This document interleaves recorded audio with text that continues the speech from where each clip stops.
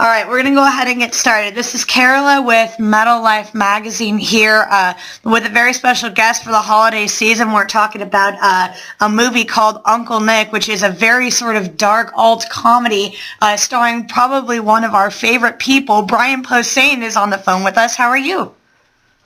I'm good. How are you doing? Doing well, man. Doing well.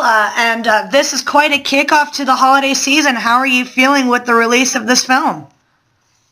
I mean, I couldn't be more stoked. It's one of those things I never thought would happen, headline the movie and, kind of carry the movie. So I'm stoked, and I love the way it came out, and I'm enjoying the response so far, so it's been great.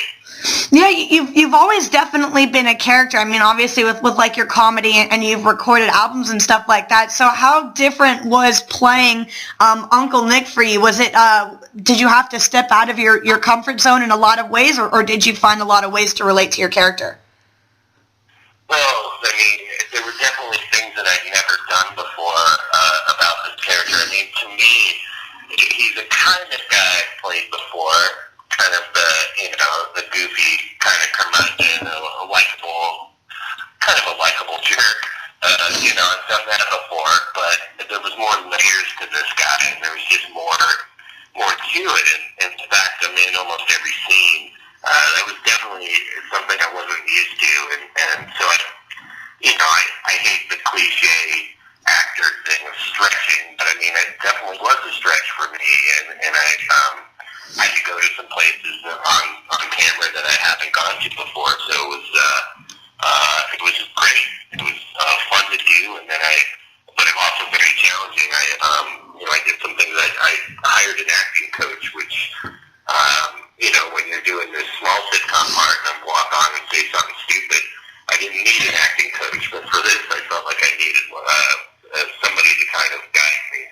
Wow, that's really awesome. And actually, when you watch the film, I totally understand that, because your character, even though it sort of starts like when you think Uncle Nick and you see like the Christmas setting, everyone's like, oh, it's going to be like, at least my perception of it was going to be, oh, it's going to be a hilarious like drunk uncle comedy, and it takes so many twists and turns, and I felt so many different things about your character. I think especially moments that stood out for me were, of course, the very like creepy moments that any moment you sort of had interacting with female, like the thoughts of love and lust between, Uncle Nick really missing the departed Emily, and then, having like tossing and turning with his desire for this very young girl, Valerie. Like, talk about that. Was that something that was really uncomfortable for you to play? Well, yeah, I mean, so getting back to what you just said, the main premise of the film is this guy goes to Christmas to try to sleep with his stepniece, and that on paper and out loud is terrible. Right, absolutely. But the whole thing was to make him redeeming. It's in the script, but I also, it's definitely on the page that he redeems himself, but I also wanted, before he redeems himself, that you don't think he's a total creep. I wanted there to be a little bit, like, before you really know what he's doing, that you're like, this kind of a sweet, a sweet boozy bastard. He's gone through some bad stuff, and I want people to kind of be on my side before I have the potential to lose them with, what I'm trying to do. Yeah, that makes sense. No, absolutely. It makes sense, because, I mean, there are definitely shudder moments in there where you just get the wrong kind of chills, but at the same time, losing a loved one like that is something really hard, and you get back on the side, and I think it's that sort of balance of love and hate and understanding and just feeling violated, just by watching the dynamic. That's something very powerful and memorable about the film. Oh, thanks. I mean, that was all definitely there, but in the script, but it was definitely, how do we get this to play to where you don't want to turn it off because you hate my guy so much, So, yeah, it was kind of a tightrope I had to walk. But that's also what was so appealing about the script. I mean, like I said at the top, I was kind of waiting around for something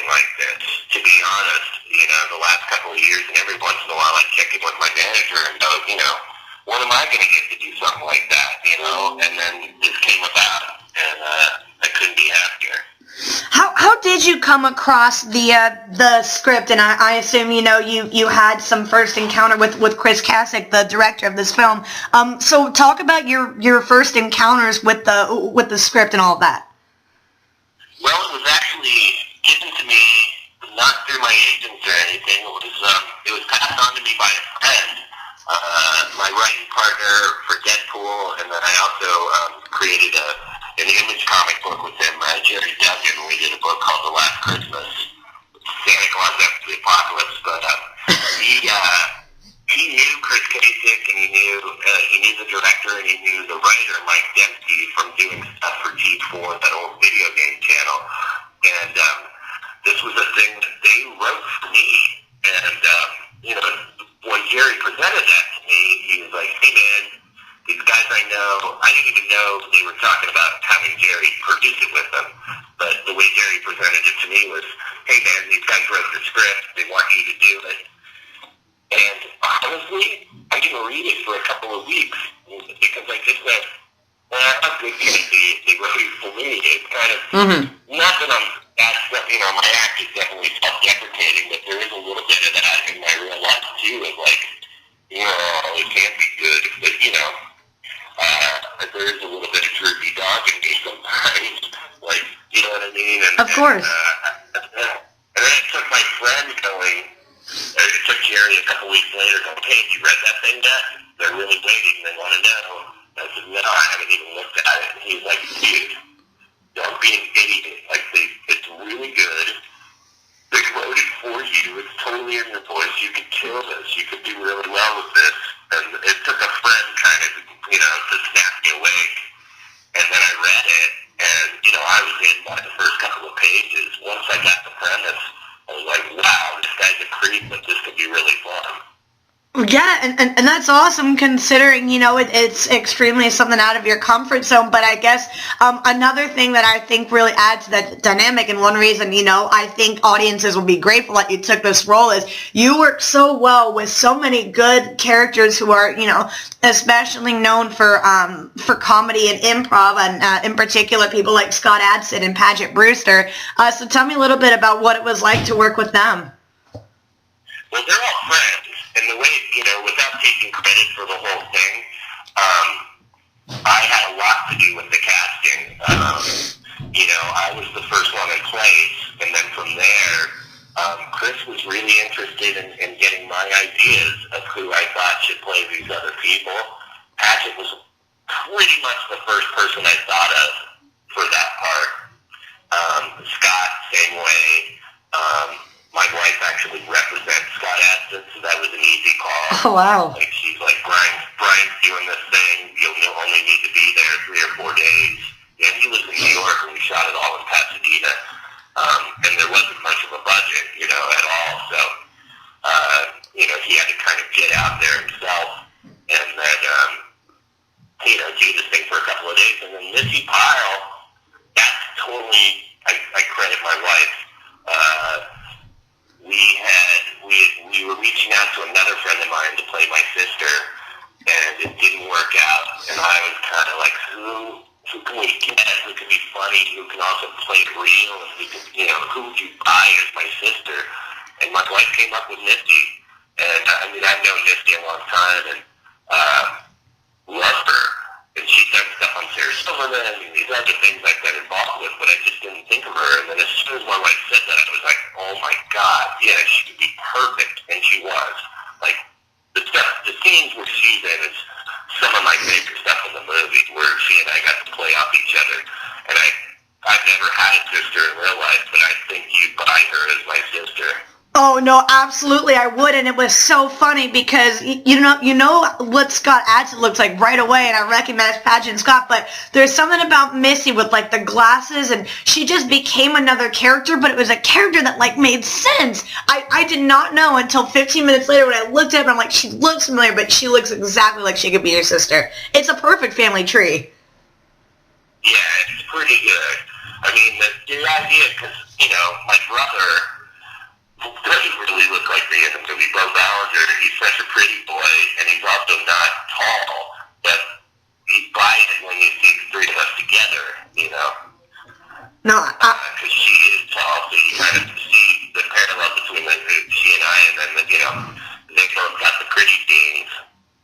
Yeah. Whatever I got. Yeah, absolutely. Yeah, whatever you have, right? It's the mystery box. You're kind of the mystery box of the two. I'm pretty inside.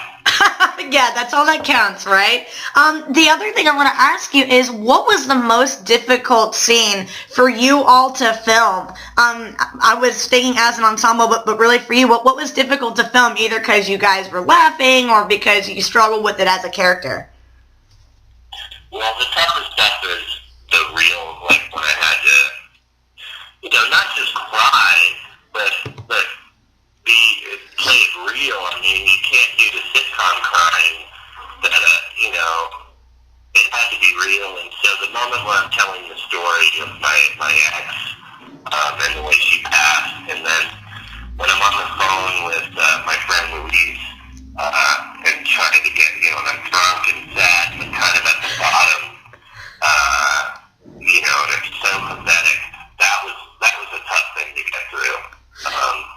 Just because I hadn't done it, it was all pretty new to me. How many times were you all actually drunk when you were filming? Is that a thing that you can use to say, well, it adds to my character? Well, no, I never drank. I mean, that was all iced tea through the whole movie, but every time you saw whiskey, it wasn't. No, I don't think I could have done that. I think it would have been a mess if I was actually drunk. But the thing with the playing drunk, I purposely underplayed it. I didn't want to be a cartoon drunk. I didn't want to have red cheeks and little, I'm hiccuping bubbles or, I mean, like, I didn't want to be that guy. I wanted to play it kind of real because he is drunk for so much of the movie. And I think it just comes about, like, there's moments where I'm really obnoxious, and I think it plays there of like, oh yeah, he's clearly booze-filled when he's, playing White Elephant with the family and getting so as boisterous as I can. That was definitely, I think, my favorite part of the movie. When I'm sad and pathetic, that's like the type of drunk you see when people are, at the end of the evening, and they're like, everybody hates me. That's right. The type of drunk you've seen too. Oh, I love that so much. And that White Elephant scene was just the best because you went from the highest high to the lowest low in a record amount of time. It was talk about a tugging of emotions. That scene was brutal. Yeah, some of those scenes were. I mean, we basically did that whole movie. I'd have to talk to the director. I feel like we did it in 14 days. It was pretty short. So, there were days where I was exhausted by the end, because of going from highs to lows in the matter of a day, playing one scene where I'm kind of being obnoxious and then another one where I'm crying and having to do that a couple of times. It was, it took a lot out of me. That's incredible. Well, I mean, I think that you can see how much effort you put into this. And so with the release of this film, after everything that you've learned from having like an acting coach and really playing something that's been out of your comfort zone, would you consider this sort of the first of many of pursuing a bigger acting career for you?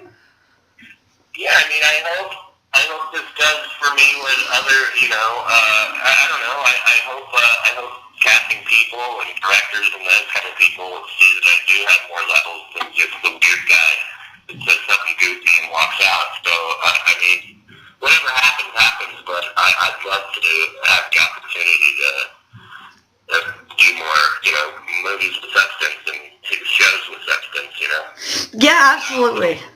I also will come on your goofy sitcom and say something stupid still, too, so, Well, of course, I would really miss that part of you, man. Well, we loved seeing this performance, and this movie is opening very soon, Dark Sky Films.